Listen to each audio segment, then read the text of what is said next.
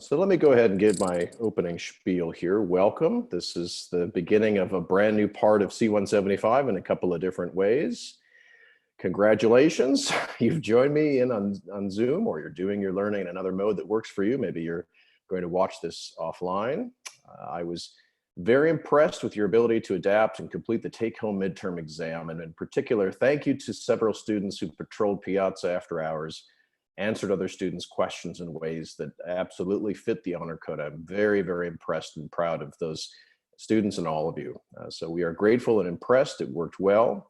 We are grading the exam, and we will keep you updated about how that goes. A number of students had challenges with the formatting, and we think by and large those were fixed. So any questions further about that, you can post to Piazza or you can email me. Okay, so let me just take a quick check here and see about the chat. So I'm going to pull up chat and look at it.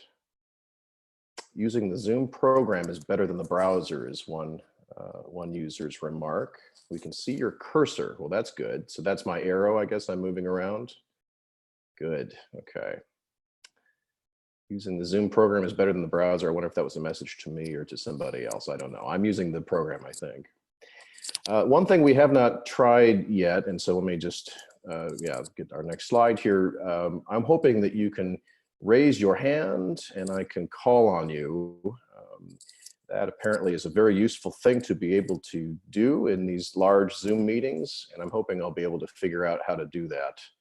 This is all, of course, brand new to me, like it probably is not to many of you let me see if I can click on manage participants. If somebody would like to try raising their hand, we could test that at this point. Several of you did. This is really helpful. So you call on Sarah. Oh, how about Savannah? I'm sorry. Well, okay, so I'm boneheaded here and I'm not sure I'm doing it right. I see several of you have raised your hands, and I'm trying to figure out how to actually field your hand raisings. Oops, well, as you can see, I'm doing a halfway interesting, good job here, and other things are challenging. Okay, so I've got to figure out how to actually call on you. Well, I'm sorry, that seems to be something that I'm having a hard time with. Oh, I see, okay. So I've got to scroll through the list. Boy, that's tough. Okay, so I've got a list over here, but maybe I could try to tile them. Well, I don't know. That's going to be hard for me. Thank you. Let me call on Sarah and see if this works. So Sarah, I'm going to unmute you. Sarah, S-A-R-A, and you can try speaking. Hello? Yeah, so we can hear you. I can hear you. Hi, everyone. Thank you very much, Sarah. So that does work. I think the problem is going to be, I'm going to mute you again, Sarah. I think the problem is going to be my being able to figure out how to find you quickly. So I was able to do that, but I had to scroll through however many participants that we have. It looks like we have 102 right now. Okay, so I'll try to do a better job of that. You might, at this stage, everybody who raised their hand because I asked you to, maybe you could click the button again to take your hand back down again. That might be good. I'm sorry, so let me take it back here. So there should, I think, be a way of, once you hit raise hand, then lower hand should probably work, I think. Okay. Well, this is great. Everybody is being very helpful, and I really appreciate that. And so we're going to get to something about that in a second. So a key part of economics is that humans adapt, and so we are doing it in real time. And that also doesn't mean that shocks don't have costs and consequences. But just like the Solo model suggests, after an earthquake, when the capital stock is destroyed or something, we will come roaring back. I promise we will. I'm already very heartened by how we have already started to get our heads around Zoom. I have already started to get my head around Zoom, and thanks to many of you who I think have more experience in large sections than I do with this. So my pitch is that the benefit to you is that using video conferencing effectively is an increasingly valuable tool for a variety of reasons. And one is just as a worker, video conferencing is not better than in person, but of course it helps you work at home. And so that's a benefit for you. Increasingly, the workplace looks like this. My spouse, and here's the other thing I'll just point out, that in case we have network connectivity problems, well, my spouse works at UCSF and she is video telecommuting. She's video conferencing at this moment. So that might be a problem for us. I think what I'm going to do is check the chat box here at the end of each slide rather than doing it all the time. Finally, the last pitch about why this is useful is, video conferencing is a lot like FaceTime or other things that I'm sure you already have used. And so on the next slide, I have this example, though, of actually using this very tool to keep in touch with family. And so this is good for you because in your future careers, you will probably be at least contemplating moving to where a new job is. And of course, many of you have moved away to college, and that's why you are, well, maybe not physically here anymore at UC Berkeley, but you're here. Oh gosh, looks like I annotated there by accident. I didn't mean to. So now I'm going to check my chat box here and see. Okay. And so thank you for congratulations to my grandma. Yeah, we'll talk about that in a second. And then here's Alex Nazarian or Alexi Nazarian. I apologize there. Maybe it's an easier thing if we send questions in the chat, and then you can see things right away when a question is sent and other students can respond. Yeah, I think what we are running into is the challenge of the large scale Zoom. And so I was discussing this with the GSIs that perhaps this will evolve as we get better with this, and perhaps they could help by flagging things for me as we go. We're already 10 minutes into it, I think, here. And so we do have to make some progress, but I really appreciate your suggestions. And I think what we should do is maybe have a debrief over Piazza after the session today about best practices, and we'll be learning as we do this. So thank you very much. So let me just give you a quick pitch just because this is so darn fun. My grandma turned 100 and she grew up poor and motherless in a state where currently the deaths of despair, and we'll talk about those more later, are high and increasing. We're talking about addiction, and her father was an addict. He was an alcoholic. She fought and prevailed, and she sent her kids to college and beyond. And she is among the 1.5% of her 1920 birth cohort. And that's true whether you measure it from when she gave birth to my father, which is age, I think, 22, or whether when she gave birth to my, or rather when she was born. Either way, the probability is a little different because it's a conditional probability. It's about the same number, about 1.5%. And that's impressive, to say the least. Okay, so distance learning is great. It's a similar tool. Let me just point out, though, that we are aware that this is not ideal. And we are sorry. So this is a cost. The existing research largely compares student performance in online and in-person classes, often by randomly assigning students to one format or the other, conditional on having enrolled. And so here was a study by a guy whom I worked with a little bit at City University of New York. This is Ted Joyce, and they did this. They looked at randomly assigning students who had signed up. They got it through human subjects and got approval to do this, and they actually did it. And what they find is that the outcomes are a little bit worse for people who get assigned to distance learning. So we are aware of this, and we are sorry that we have to do this. It's not what we chose. None of us did, but there is, and we'll get to this, a real social benefit, a societal benefit for doing what we are doing, and that's why we're doing it. And let me just also say that, the small reduction in outcomes is when instructors really know what they're doing. And I don't. I don't do this. I do Zoom in my video conferences, and I do large classes, but I don't know if I can walk and chew gum at the same time. And so I'm relying on you on Twitter, other people I know, and their instructors on Twitter to have suggestions about stuff. And so we will see, and by all means, please let me know. Piazza might be the best for this kind of thing, because if you send me an email, I'll read it, but other people won't read it. And so maybe we improve our experiences in our classroom environment by using Piazza. I think that's probably the best. Let me pause and look at my chat window here. Okay, happy birthday, Grandma. That's right. Yeah, she's 1 in a million. Well, technically just 1 in 100, but we'll call her 1 million. All right, and we used Zoom to get in touch with that. That was wonderful. My aunt went down to visit her, and just as a side note, one of the things is that, this actually connects to this issue about deaths of despair, which we'll talk more about, which is afflicting a lot of what's called Appalachia in the United States. It's not the same part of the country, but it turns out that one of the big benefits is actually video conferencing and the internet, which can bring jobs to where they previously were not easy to bring, into these impoverished, poor, and predominantly white, non-Hispanic areas. And this was true, well, it's a remote area where my grandmother lives. And so my aunt drove down there. It's like for a 4-hour drive from the nearest airport, and went and did Zoom with her. So that's part of what we're talking about, is the new tech of getting people in touch and workers in touch with other workers and with their supervisors and with their clients. So help us help you. It's a time to try new things, try to proactively reach out to us so that we can help.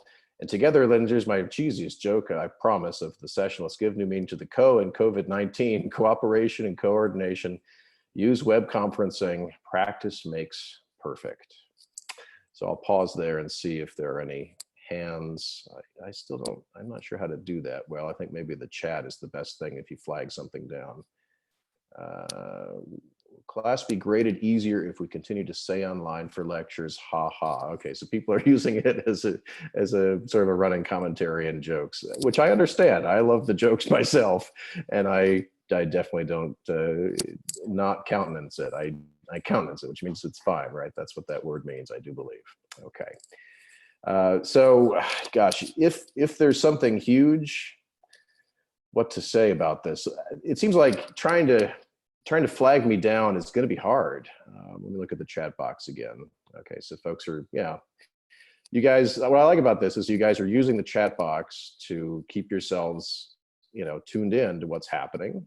At the same time, the chat box now is easy for me to browse for students, who have questions, who want me to answer it, and I get it. So I guess we'll just kind of continue to try to think about how we can improve this this experience for everybody. Okay, let me before I talk about externalities, let me see if I can pull up a poll. I just for kicks. And so let's not do this one. Let's start us off with this. Let's launch the poll and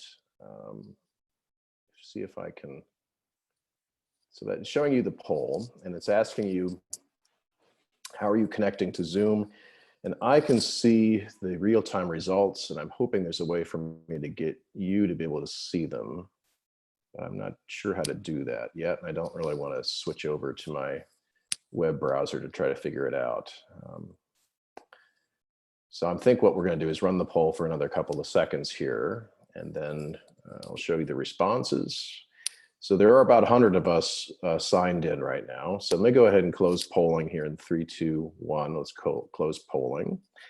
And okay, so now I can share results, and let's do that and see if hopefully you can see that. So most people are connecting via computer, which I think is probably the preferred mode. So let's leave the chat box here. Good, you can see it.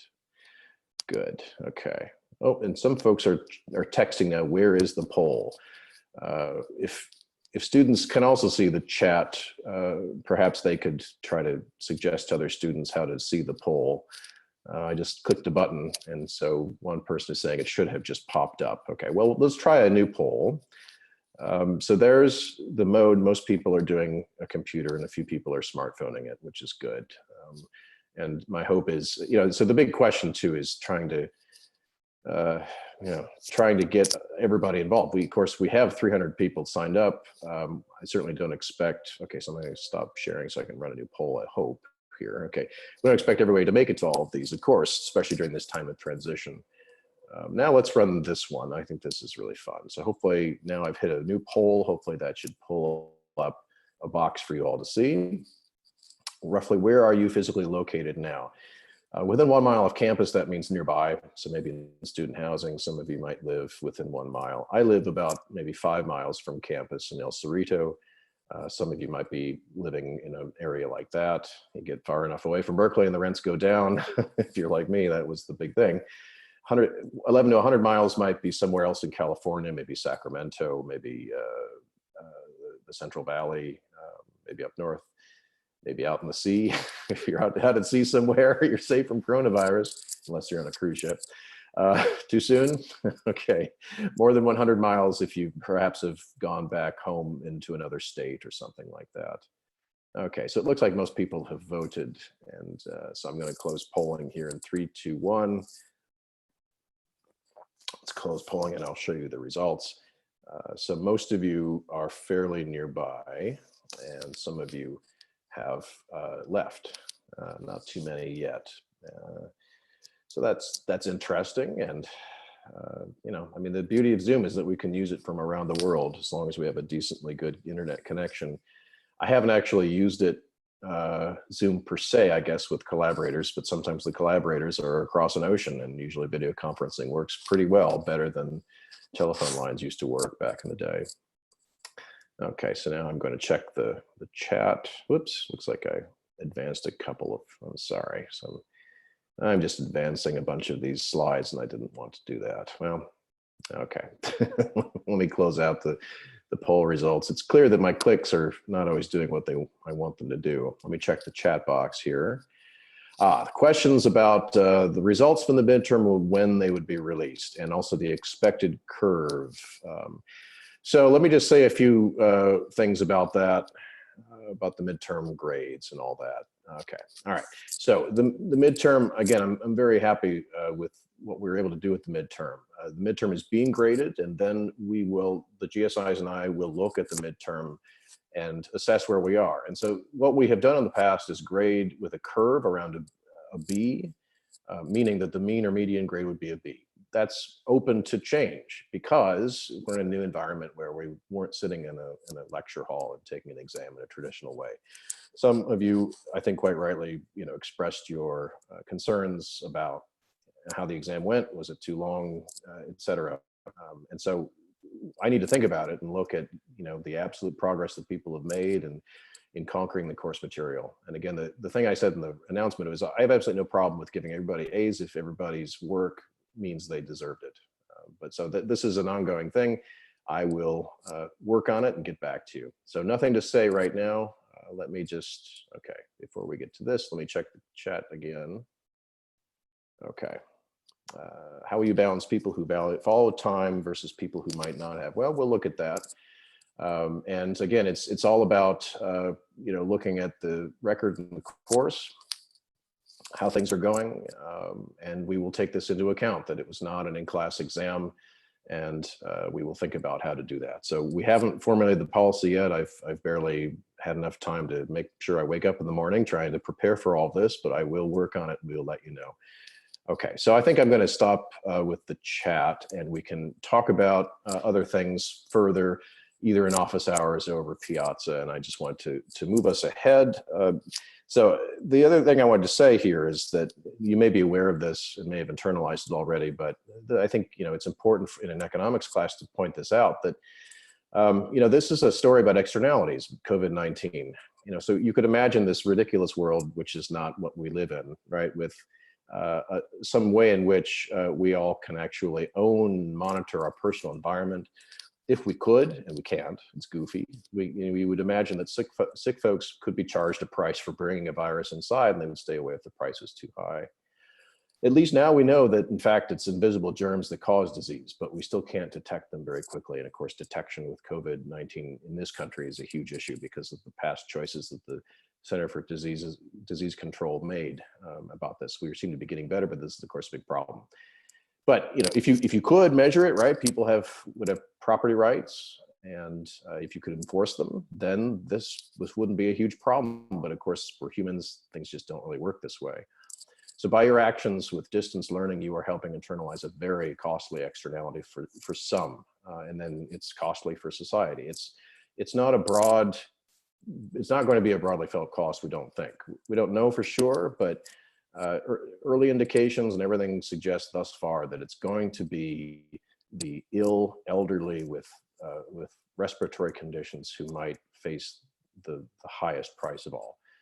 So just like with global climate change, the action of folks in the pandemic affects outcomes for other folks, and especially the very vulnerable. But there is no market to price those actions, and we need to have institutions to address this big market imperfection. Some are clearly working a little bit better than others. I think UC Berkeley is working pretty well.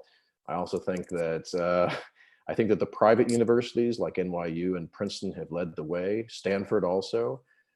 And the public institutions have been slower to react, as you might imagine that they might be. And the slowest of all, of course, appears to be, take your pick, the Iranian government, perhaps, the United States federal government, I don't know, one of them. So economics is everywhere, so are the challenges. And we should be proud of ourselves for doing this, because this likely will be a large cost felt by the very unlucky few. And it seems worth it to bear some cost, some small cost ourselves. It is a cost. Distance learning is not as good as being in person. I'm glad we can supplement it with what we can with the chat room. That's kind of fun. Okay, let me pause before I get on to, but you know what, let me just charge it on ahead. I'm sorry, we just got to get through some material. So no more iClickers for now. I'm exploring, as you can see, other polling options. One of the big challenges here is, Zoom lets you do stuff. Maybe I can measure it. I don't know. And I also think it's not really fair at this stage to charge, admission, so to speak, or measure it. People are adjusting. Okay, so I plan to start off by muting folks during class presentation and then monitor chat. And clearly that's a problem with as many people as we have. I don't know how to do the raising hand particularly well on this size, but perhaps we could try it again. Maybe let me just, I switched to my grid view, but I'm not sure that's going to help much. Active speaker, anyway. That's a challenge with a class this size. Okay, so office hours for me, and I did it this morning, and it worked pretty well. So this is subject to change, but I can try shared video conference with Zoom. Excuse me, anybody interested, sorry for the grammar there, can join. Nobody is muted. Click the link in my entry in the office hours schedule.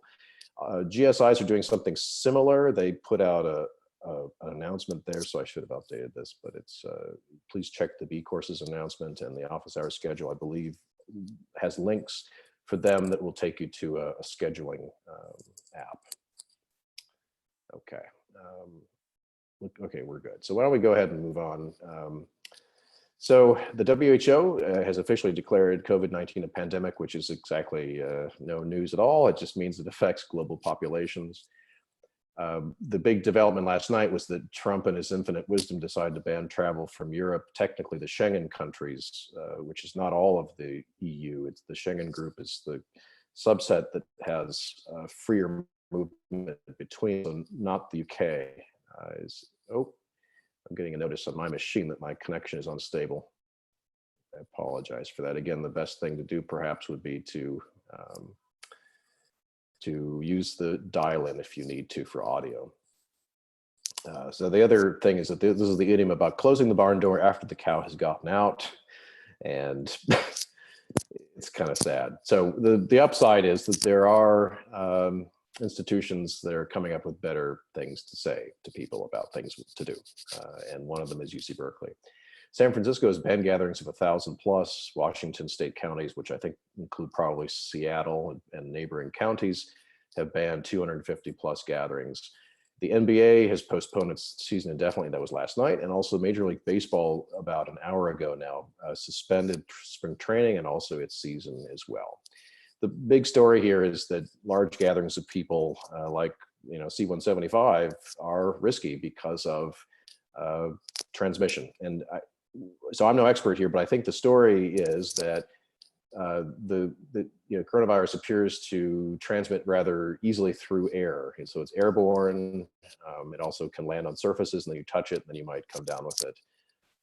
And so there's much more to be said if you're like me and obsessively checking social media or news outlets, but I think I'll leave it at that point. Maybe we won't dive into it. So here, I'll check the chat for a second. Yeah, will those players still get paid? Trump met a Brazilian official who now has coronavirus. That appears to be true. And there's more to be said too about the CPAC, right? The Conservative Political Action Committee or whatever that was. That, you can't write fiction that's crazier than what we've currently got going on. All right. So what in the world can we say about this?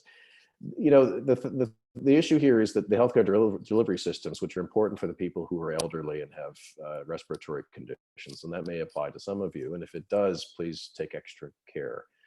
Hospitals, which is the old model these days, and that's part of the other story about healthcare. They're not designed with the capacity to accept a huge bulge of cases, and so this is a problem.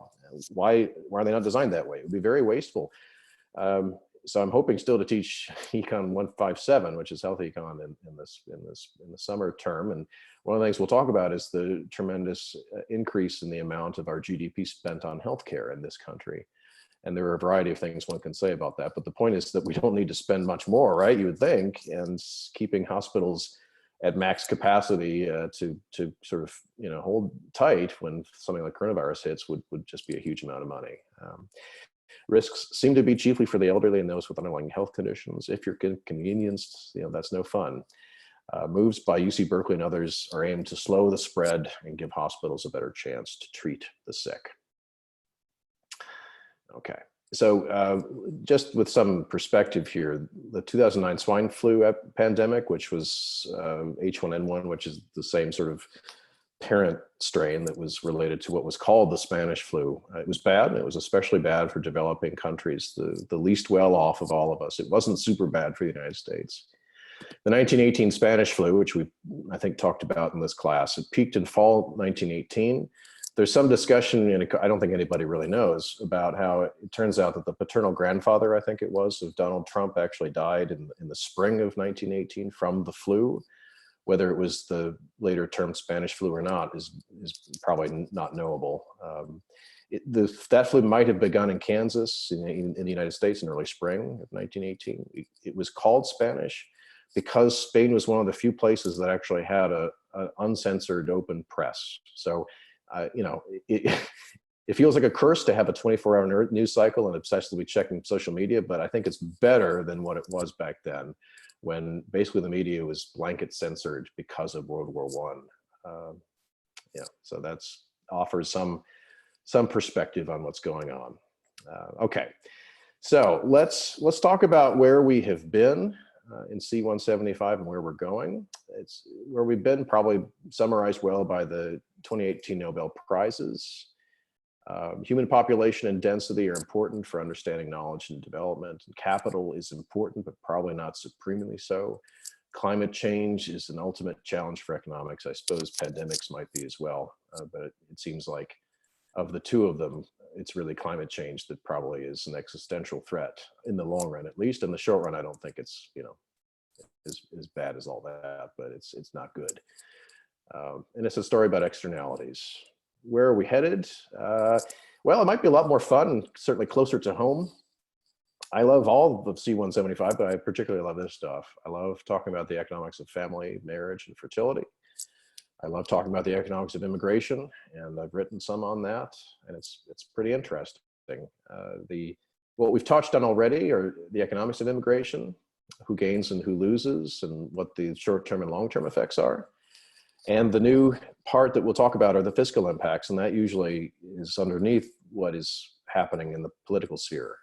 The questions like immigrants absorbing more benefits than they pay in taxes, and whether that's true, and if it's true, when is it true over the life cycle of an immigrant?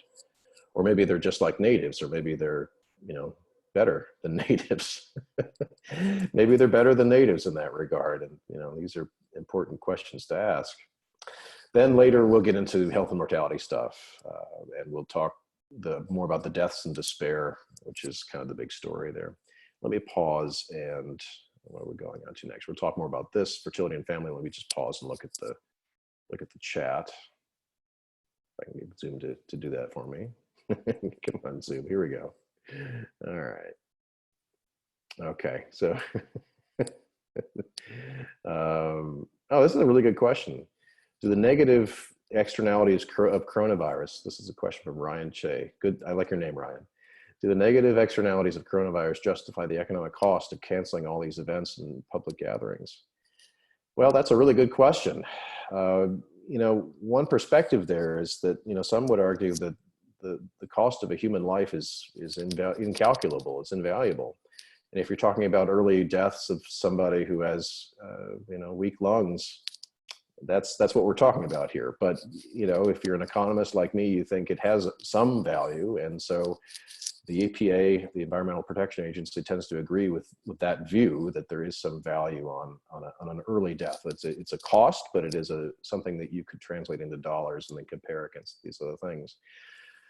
So what to say about that? There are economic costs of taking these preventive measures. That's true, and people will be hurt economically. And also, the hope is that the economic cost associated with early mortality will be reduced compared to what it was. So I believe that this is the right thing to do, but it's a really good question to pose. It's what economists should be asking and policymakers should also be asking. Okay, so back to the second half now. What we're going to start off with is the issue about fertility choice. I wish I had updated that. We're going to also talk about female labor force participation, and a big part of it, of the story really is that. So choosing the number of children that you do, a big part of the story is what's going to be called the shadow price of children. A big component of that is the time cost invested in children. And it has to be one or the other parent or another caregiver. It could be a grandparent.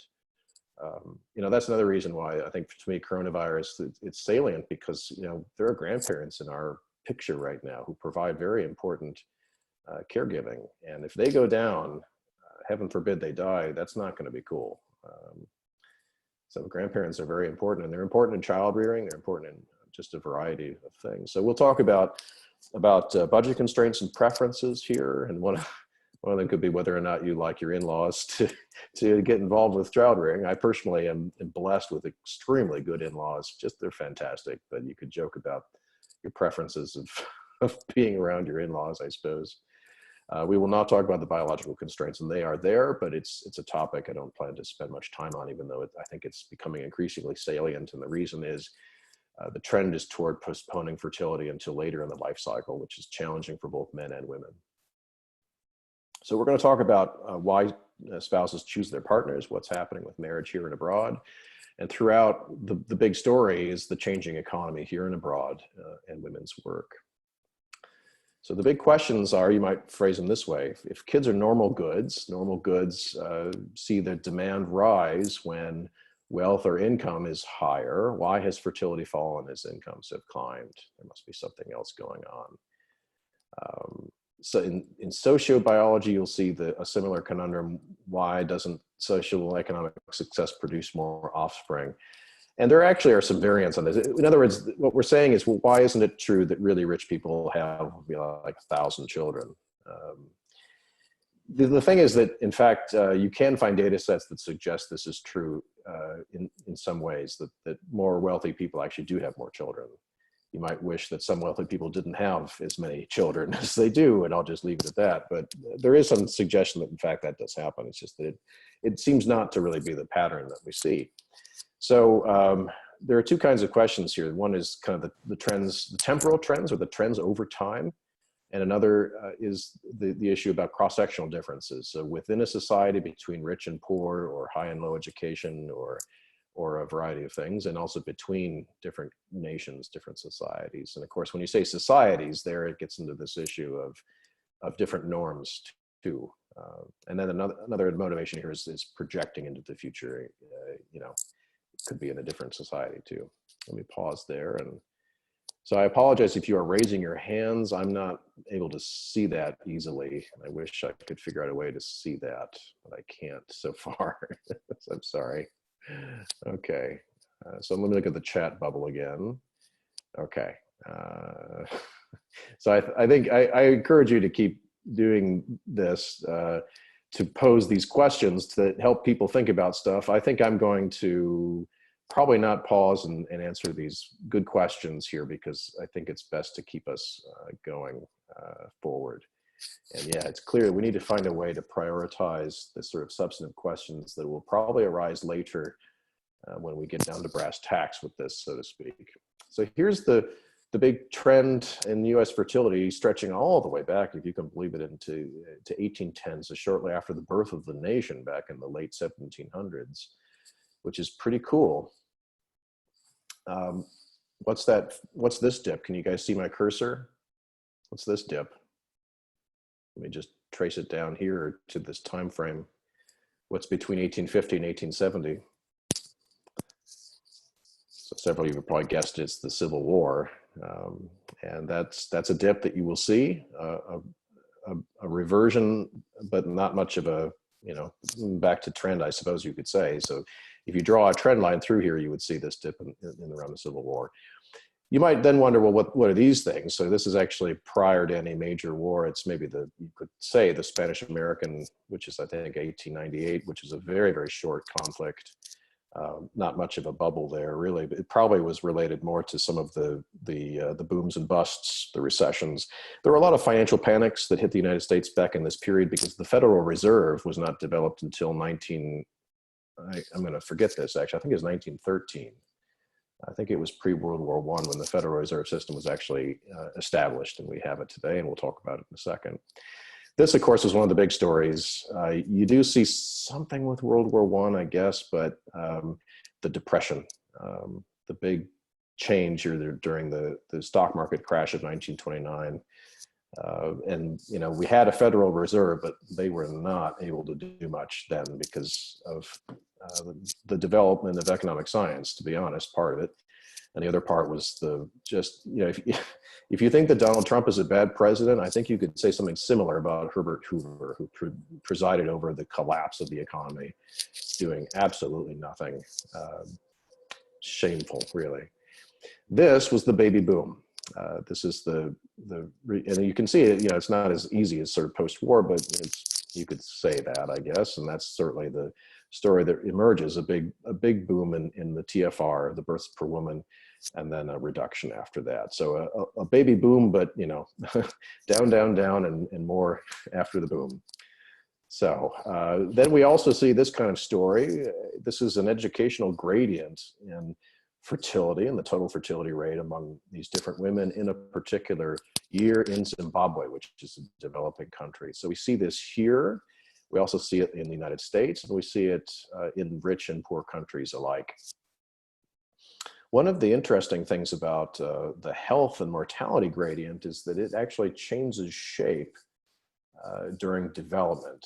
So in a developing country, you might see life expectancy that might be flat across socioeconomic status, like education. And the reason is, the richer you are in a developing country, often the more bad things that you can do, like buy cigarettes and fatty foods and things like that.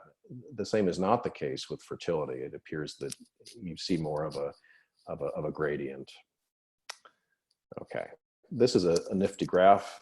I don't know much about India at all. I thought I'd leave it in the slides, so I inherited this from Professor Josh Goldstein.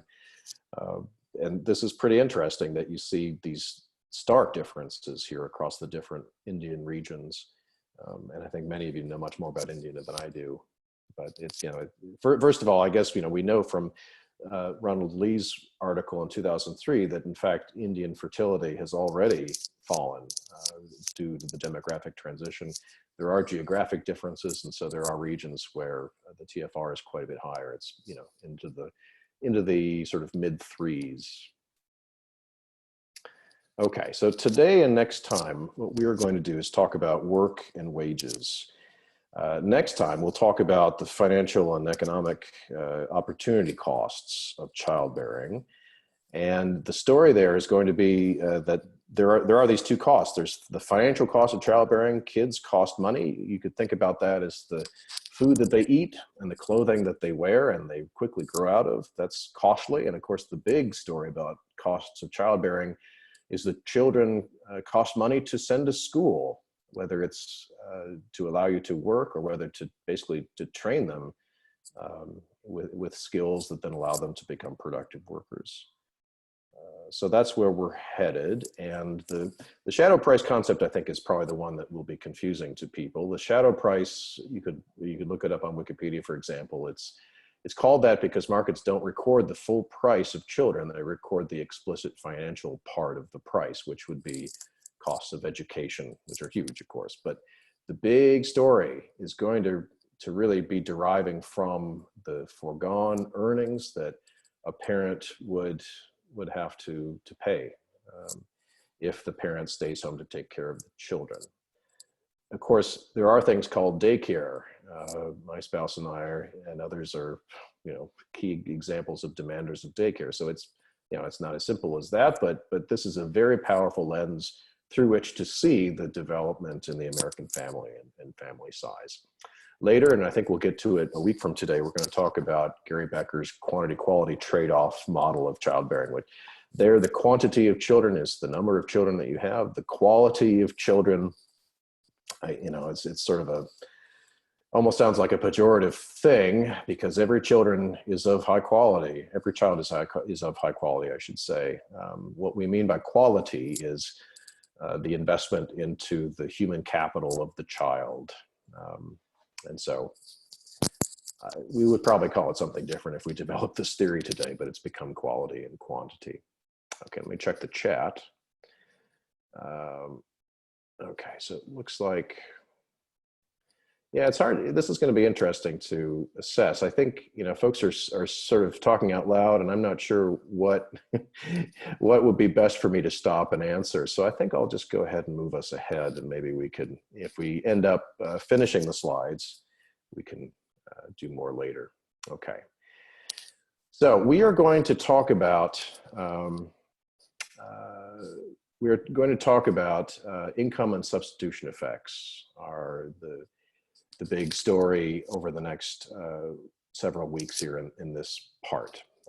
They would also have shown up actually in the optimal pension model that we briefly talked about right before the midterm, and we might revisit that. But the big way in which they show up are in fertility choice, in women's working, these issue of income and substitution effects, in particular associated with rises in the female wage, which is a big story in the United States over the last 100 years or so.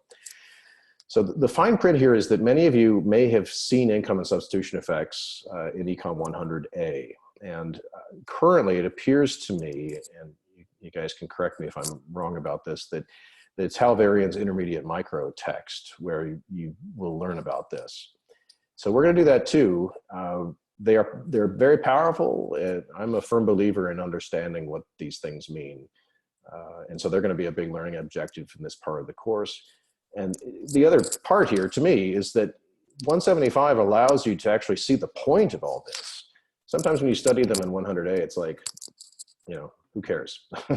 Well, there's a point, and it's describing what the story is with women moving into the workforce and changing patterns in family size and fertility over the last, say, 100 years or so in the United States and also in other countries.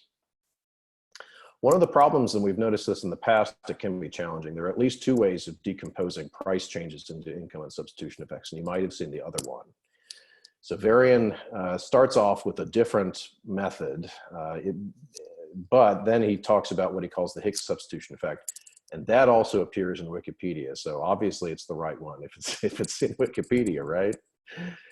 I'm not sure why Varian likes the other way, but that's the way he did it. And the good news is that you will end up at the same place regardless of which of these two methods you use, but they do look a little bit different.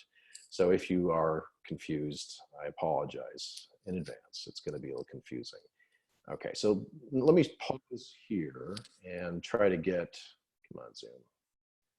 Gotta pull you up here. All right, so let me I'm gonna check the chat. Okay, and now I'm going to pull up a poll. Here we go, Zoom. I had a college friend who kept talking to his computer all the time, and I do that sometimes too, and it's really silly. Okay, so now let me pull another poll about familiarity with income and substitution effects. And here I'm going to click launch poll, and I'd like you to weigh in about this. Please describe your understanding of income and substitution effects. I kind of get them. You've seen them before. That is the second answer. I understand them well is the first one. I seriously don't get them. I have no idea what they are, which implies that you've seen them, but you don't really get it. And that's, I understand that completely. And fourth, I don't really know what they are. Maybe you've never seen them.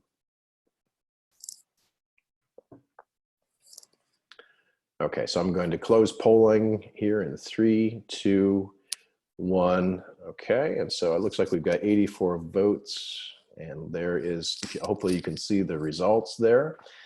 So 23 of you are in really good shape, and we have some work to do, and that's completely understandable. When I got to graduate school, I don't know if I understood them very well, and I understood them a lot more after being a GSI in this course 20 years ago. So I view it as part of our jobs is to try to help you understand this. There are very powerful concepts to be able to discuss, and economists talk about them all the time.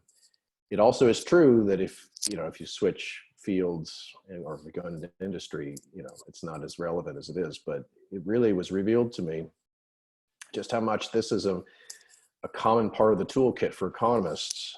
You see it in every econ course that you might have, and if you're going to graduate school, of course, it's more salient. If you're not, it's less, but it still is salient to get you through your undergraduate degree if you take more econ courses.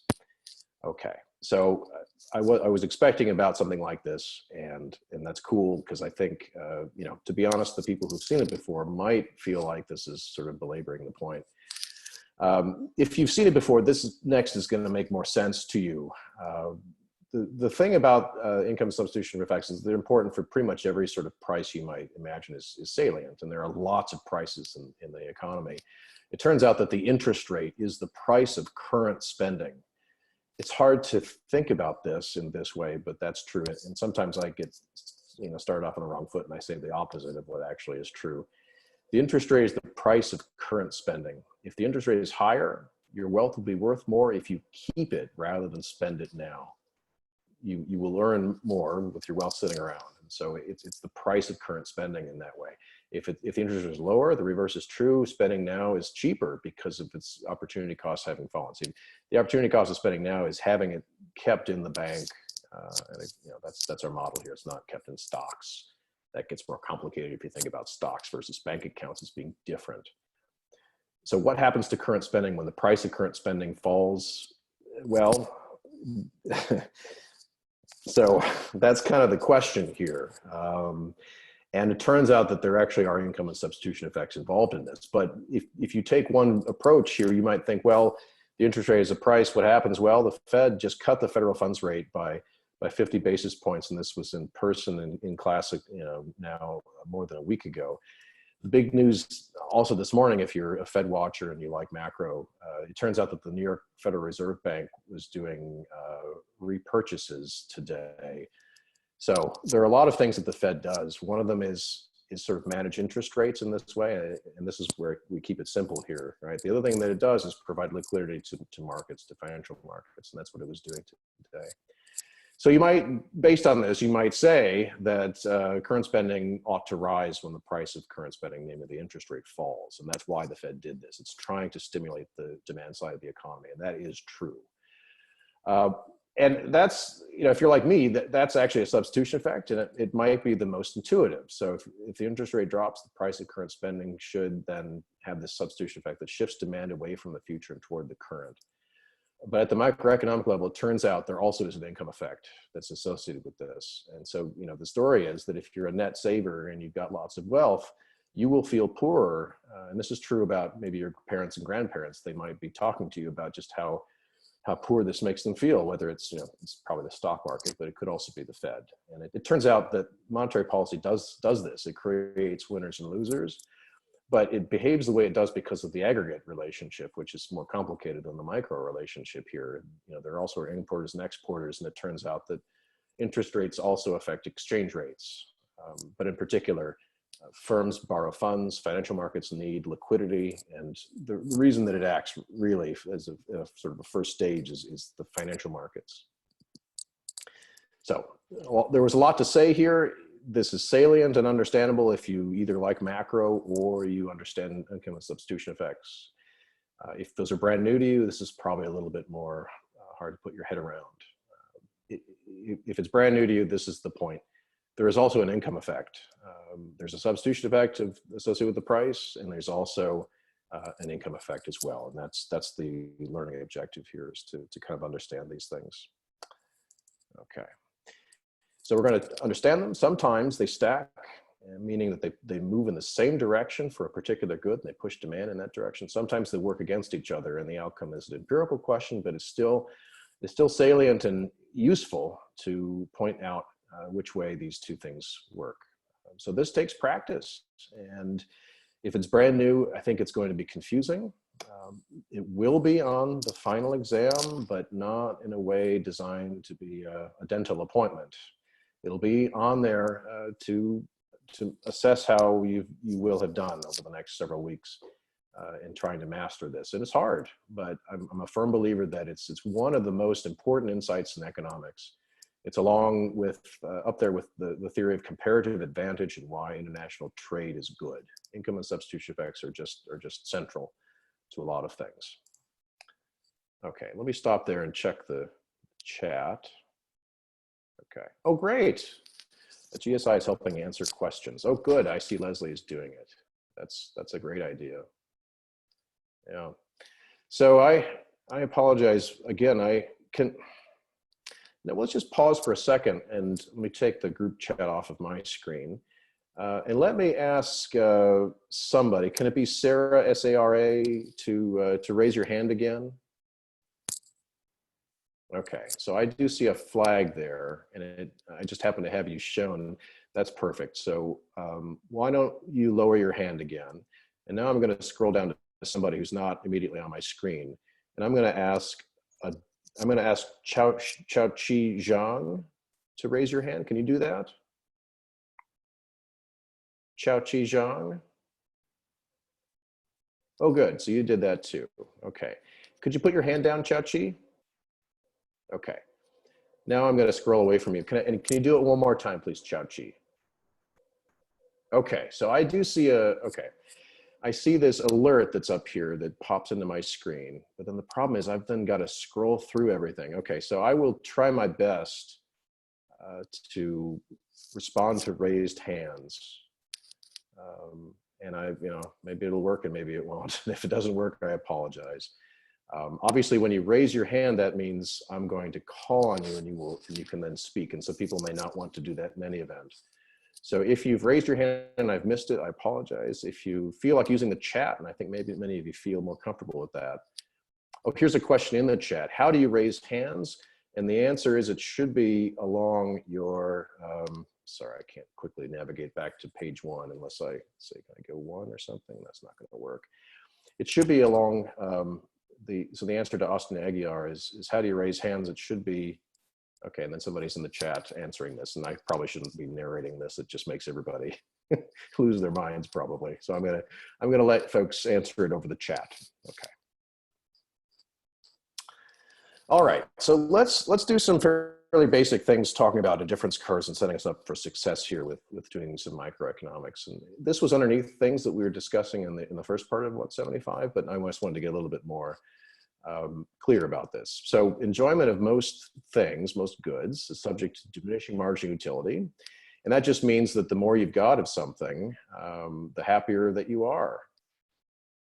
That's true. And the more that you have, the less additional happiness you get. So diminishing marginal utility is always increasing, but it's diminishing. And so, for example, if you think about movies and popcorn, there's some sort of trade-off here. When you have lots of movies, you'd be willing to give up a lot of movies for just a little bit of popcorn. And so this is going to be in the second dot that shows up over here. So the purple dot is where you've got lots of movies, not much popcorn. And at that point, you'd be willing to give up a lot of movies to get yourself back over here for a little popcorn. You'd still be just as well off on this indifference curve, U0. If you're over here, though, if you've already given up a bunch of movies to get popcorn, at this point, the trade-off is this kind of story. So the arrow going up needs to be taller. You got to have more popcorn that's given to you for giving up a few movies.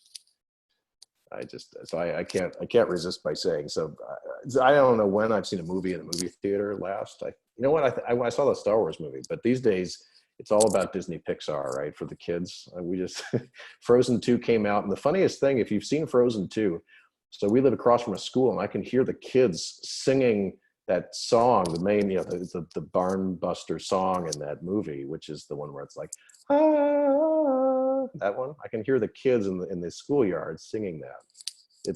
It's awesome. You talk about a virus. Frozen is a virus for kids. Okay, so here's the story about indifference curves and the trade-off there. So there's diminishing marginal utility. That's why it looks like this. It's got some kind of bow out. It also, of course, it depends on the substitutability, and we'll talk about that in a second.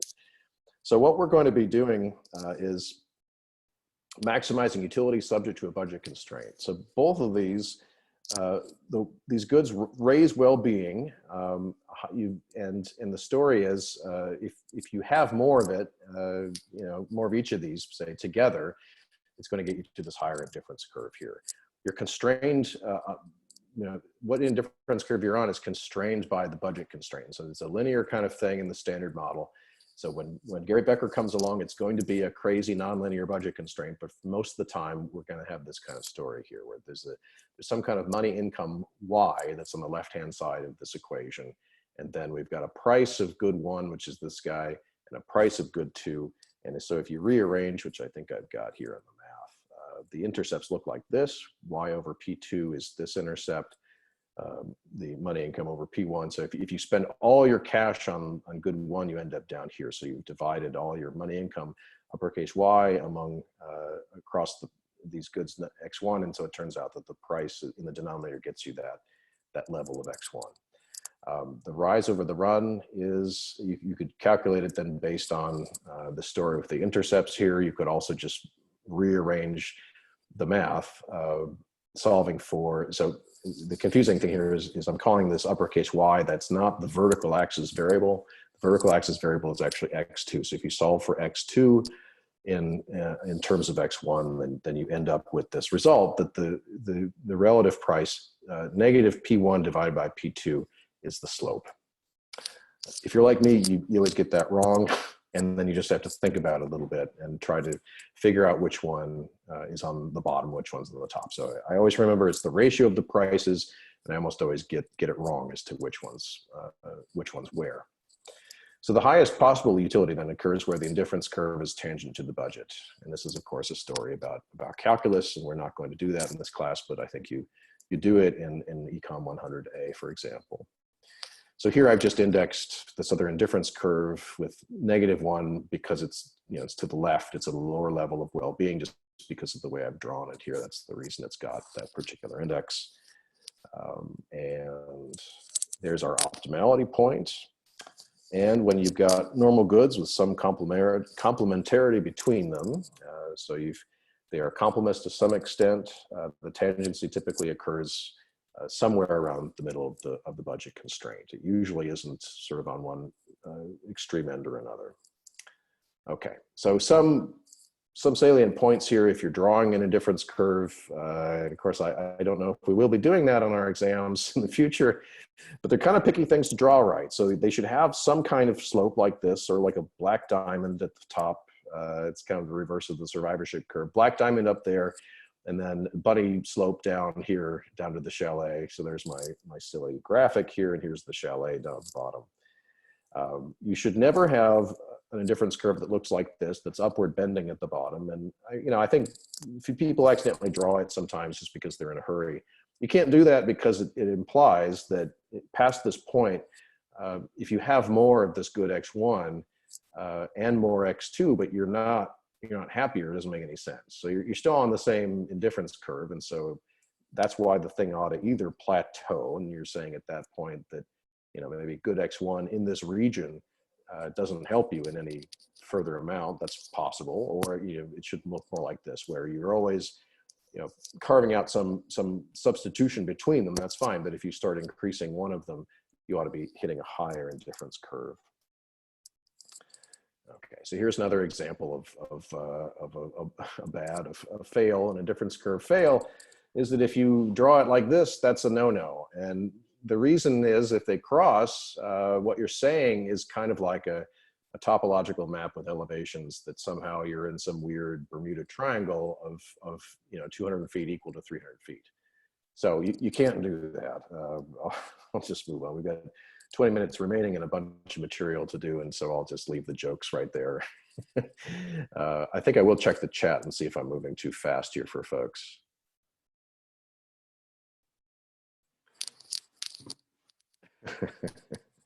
This is just a higher ed Twitch chat. OMG. Yeah, 21st century learning. Okay, so I'll move moving on here. So the curvature is important. Suppose you drew indifference curves that were like straight lines. And I think this has come up in class before. If you have preference to do this, this is a story about strong substitutes here. So if you give me, just a little bit more of x2, even with no more of x1, then that's great, because they're basically substitutes. It doesn't matter whether you get a little bit more of x1 or x2, it's going to bump you up to a higher indifference curve. And so this is my, in other words, x1 and x2 don't have to be enjoyed together. You don't need them both. If you just have a little bit more of one, you're fine with it. And I've got some extremely bad examples, which are probably not really true, but Miller Lite versus Coors Light, when the funny joke there is that they actually spelled them differently. And then the really dated thing from the slide, which was from 2016, back when Fat Slice still existed, and Blondie's Pizza was actually called, well, it was called Blondie's rather. It's actually now called Abe's. And especially the pizza one, I think it's a bad example, because in fact, if you're like me, you had a preference about which of the two pizzas you ate and you didn't like the other one. So what would I say there? Well, suppose that, suppose Blondie's, had a surcharge of like 100% on their pizza, would you have gone to Flat Slice? And I think probably the answer is yes, or just gone to Laval's or something like that. Fun with substitutes, okay. So the curvature story then is important. Just as good if you have sort of more equal bundles. That's what you would see if these things are good substitutes. Then there's another extreme in curvature that you might see, and this kind of thing will happen. It's just that why are we covering this? If you were to draw these on an exam, you probably would want to choose something in between these two polar extremes. So if you have strong complementarity, you get something that looks like this. And the fun thing about this is that they look like L's, and they also are named after the person who proposed something like this, a guy named Vasily Leontiev, who won a Nobel Prize.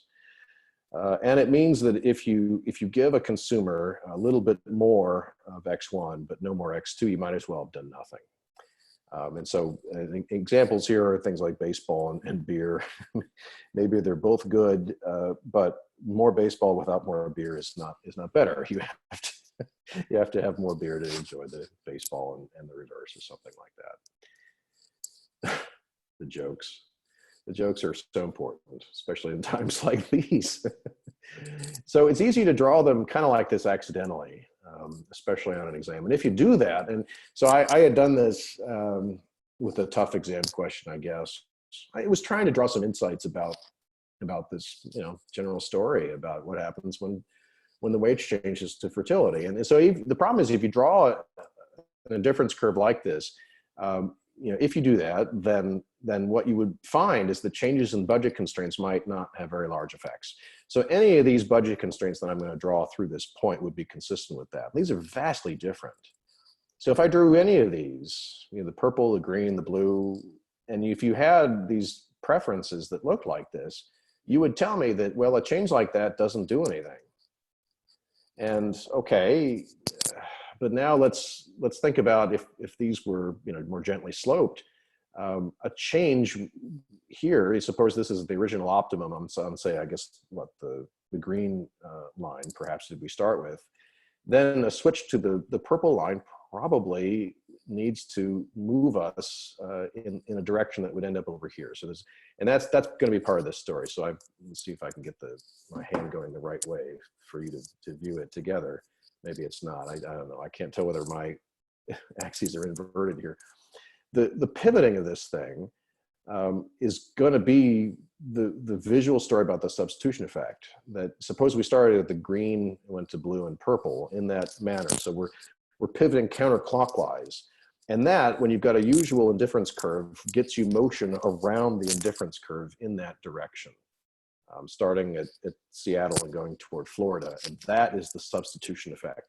So if you specify these L's as the indifference curves, you're not going to see much of the substitution effect, because you're positing strong complements. And that might be true for some things, but it isn't obviously true for everything. And so that's the point to take away here, that the curvature here actually matters a lot if you're doing it in sort of the econ 1 way or the econ 175 way, where we're not actually taking derivatives and things like that.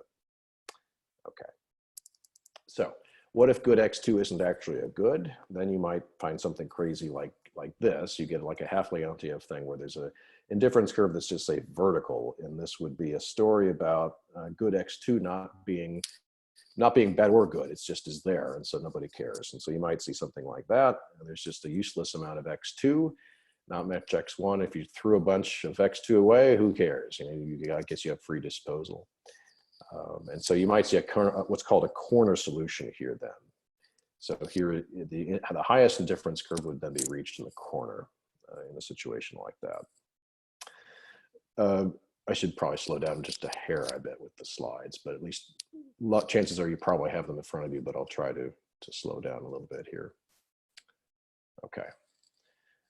So a real world policy implication of this theory that people talk about actually quite a bit is what to do about poverty, but in particular, what should we do about it when we are aware that if you give people cash, they use the cash, but it also is a pure income effect and they might demand more of everything, and that includes leisure. And if you demand more leisure, so if you just give money to everybody in poverty, that's different than subsidizing wages for everybody in poverty. Let me be clear here that I'm not saying that these are comparable, they're not. I'm not saying that one is obviously better than the other, because the thing about subsidizing wages for people in poverty is that it doesn't do you much good if you are unable to work, or if by working you would take your time away from, say, caring for somebody else. But the way this is usually phrased is that for some classes of people, meaning say for example, physically healthy young men of working age. It's sort of the most obvious. Even there's some caveats, right? But for those individuals, probably incentivizing them to work rather than spend their time in leisure doing I don't know, conspiracy stuff on 4chan or whatever you do, or whatever one does these days. Maybe there's some benefit to that. So if you just give them cash to keep them out of poverty, you're not really changing this, you're not subsidizing work. And so you'll end up with the same result that you previously had. It's just a pure income effect. If we think that working isn't fun and people choose it or don't choose it, then the price of working is important and you might want to subsidize working. So option 2 has the substitution effect that incentivizes work. Both have income effects that actually disincentivize work. And I'm not saying that that's bad. It really depends on the context here. So you might say that option 2 is less bad for work. And we'll get into, of course, this bigger question of, for whom is work good or bad? It depends a lot on the context. It depends on the family context. It depends on sex and gender identification and being a parent or not. It depends on caring for other members of the extended household and things like that. So our historical story then starts with this big sea change in women's work and women's wages, and underneath it all, women's education. I think I don't have a slide coming up on that, but that's a very large part of the story that we'll get into later. And as some of you may well know, it's of course a little hard now that we're all remote, but if you remember being in class, and I think we took a poll on this, that the sex ratio in C175 was probably something like 40% men. I'm mangling my terms here, but the differentiation, the percentage male in the class was about 40%. That's roughly what it looks like too for college graduates. So that is a big change from what it was in the 1940s and 50s. And it's a big story behind the rise in women's wages. But of course, there are other parts of the story as well, not just acquisition of education, but part of this is changing discrimination. Claudia Golden will talk about how it's a big part of, about how the development of the contraceptive pill was a big part of the story as well. So there are many parts of this story, but here what we're showing is just that a rise in women's wages is coincident with a big increase in labor force participation in the United States. And you'll see this around the world as well. Also, not only just among married women, but among married women with young children, which is, especially the way our lives are going is a surprise. Young children are hard to take care of, as my spouse and I are finding every day of our lives, basically. There are different trends in labor force participation for men and women over the past 120 years. And so this is a slide from a textbook by Saul Hoffman and Susan Averitt showing this big divergence, really, in sort of, I guess you could say convergence, couldn't you? I mean, in terms of the level, we're seeing men and women become to look more like one another in terms of participation rates, but it's not a similar story with the trends. Very, very different. A gradual or possibly even steep decline. I think if you extended this into the Great Recession around 2009, you would see a pretty big drop among men, not as big of a drop among women. That brought them, I guess, even more similar. But of course, the trends are just very, very, very different. And the underlying trends, say, in male versus female wages are also different. Here's another breakdown by something that you might think would be salient, which is the number of children under age 6. And it's rather astounding. Having small children hasn't deterred people from getting into the labor force in recent times. Here's a different picture. I know I'm going fast, but you guys can look at the slides and kind of digest some of this later. But do feel free to ask a question and slow me down. Claudia Golden, who's an historian at Harvard, provides us with this, where we see a big reduction in labor force participation here among women with children less than 6 years old. As being, the trend here was very, very different, where, I'm sorry, I'm reading this wrong, aren't I? These are two different vertical variables here, and it's showing us that the percent of women with children under 6 years was falling as this labor force participation was rising, which is what you maybe would expect with a traditional household story of women with young children staying home. Well, if they have fewer young children or fewer of them have young children, you might see an increase in the participation rate. That's what this maybe is showing, this X part right here. And then after that, continued increase in labor force participation, even as the fraction of children under 6 rose rather significantly, and then maybe had a little bump here at the top, which is kind of interesting as well. But a great big change in the way that we do this, if you like, collectively in the United States. This is also true in other countries as well.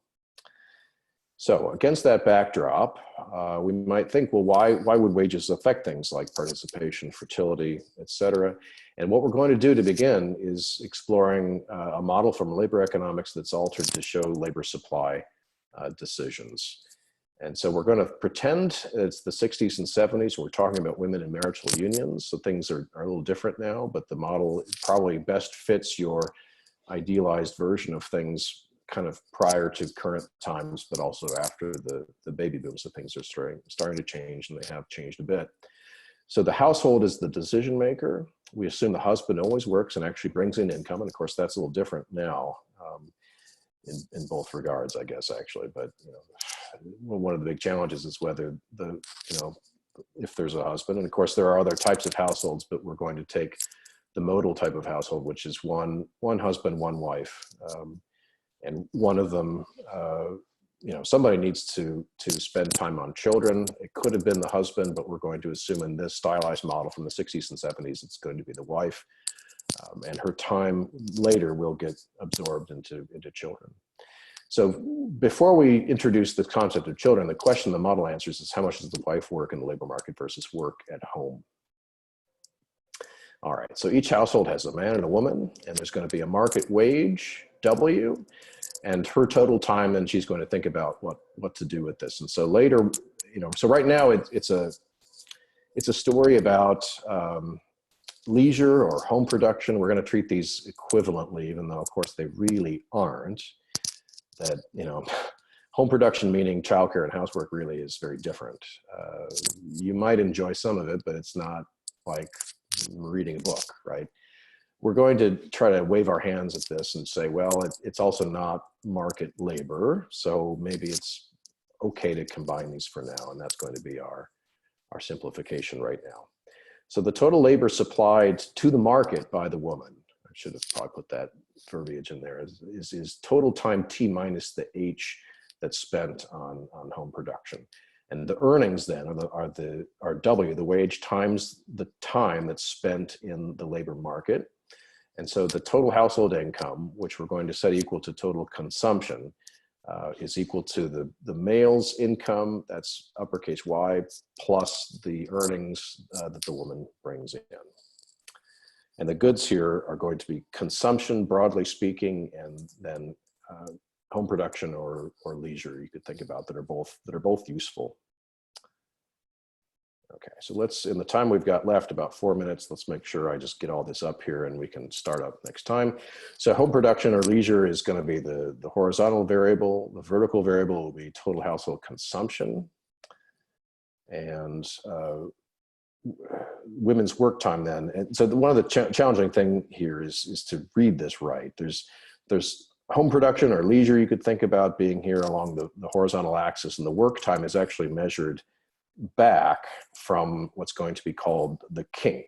So the man's income is available regardless of what the women's choice is, So suppose H, the total leisure or home production time, is all the way out here at T, so she's spending all of her time at home. The household still gets this income, uppercase Y. At that point then, the woman can choose to be in the labor market and trades away time that's used for other purposes for earnings at this rate W. So there's technically the slope is negative W, and the time spent in the labor market is the difference between this capital T, the total time that she's got, and H, the time that she ends up spending in home production. So this is the tough part. Measuring from the origin here out to H star, that's the amount of home production. Measuring left from the kink back here, that's the amount of time spent in the market, and she gets W times this amount in wages. So it's hard to read it. Choose, you know, if the slope rises, you're getting a higher wage, and it will give you income substitution effects and move you in some direction. And we've got just a couple of minutes left, and so I think I can take you through a few more things. But I think the biggest challenge with this model is to try to think hard about where work is measured, and the answer is it's this arrow here. It's the width of this thing. That's the woman's work. And it could increase all the way out here if she has, you know, you might imagine, well, if you had a really, really, really big wage, that might make this thing extremely steep. And you might, yeah, let's call on, so Nicole, let's see if I can find you here. Yep, go, good, okay, and let me unmute you. Go ahead, Nicole. Can you hear me, Nicole? I'm sorry, let me click that again, unmute. Why don't you try again, Nicole? Is T assumed to be 24?